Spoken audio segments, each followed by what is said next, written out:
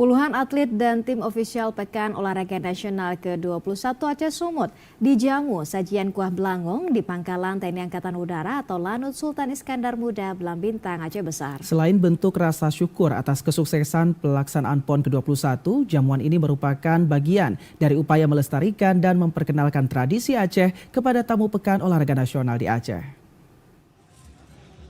Berlangsung di shelter Galaksi Pangkalan Bandara Sultan Iskandar Muda Belambintang Aceh Besar, jamuan menu kuah belangong disajikan untuk menyambut atlet cabang olahraga terjun payung dan para layang. Lokasi ini menjadi tempat digelarnya pertandingan dua cabang olahraga dirgantara di ajang perhelatan PON Aceh Sumut 2024.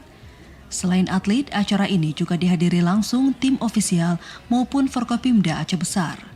Usai prosesi penyambutan, para kontingen tampak menikmati kuah belangong yang biasa disajikan masyarakat Aceh saat menggelar tradisi Pemulia Jame.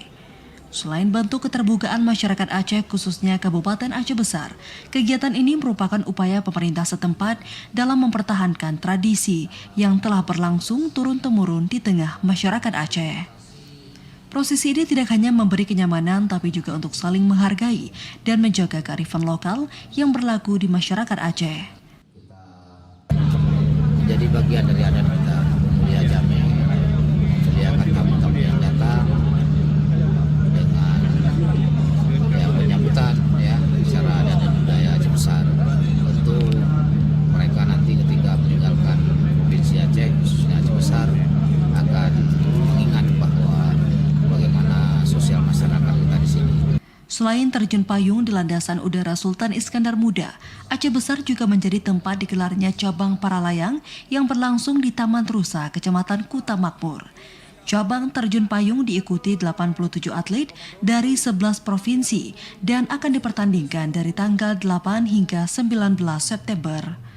Olahraga terjun payung ini sendiri yang dilaksanakan di Lanut Sultan Iskandar Muda akan dilaksanakan pembukaannya mulai tanggal 8 sampai dengan tanggal 19. Kemudian pada 2 hari ini tanggal 6 dan 7 akan dilaksanakan technical meeting dan latihan resmi untuk terjun payung.